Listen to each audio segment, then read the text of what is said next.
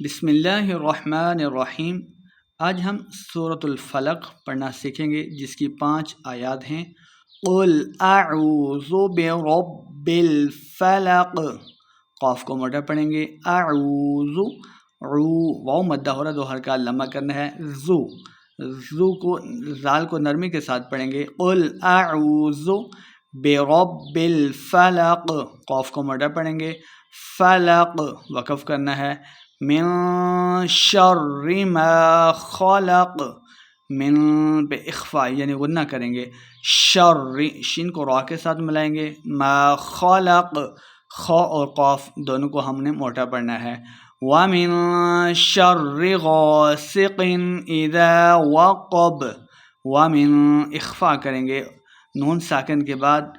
رفع اخفا سے شین آ گیا تو غنہ کر کے پڑھیں گے، غاسق یہاں پہ بغیر غنہ کے پڑھیں گے، اظہار کا قاعدہ ہے،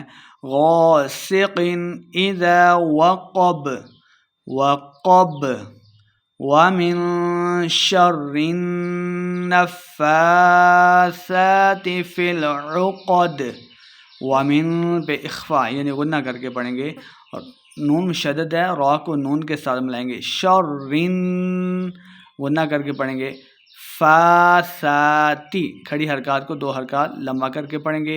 فی العقد قاف کو موٹا پڑھنا ہے، ومن شر حاسد اذا حسد بغیر غنہ کے پڑھیں گے، حاسد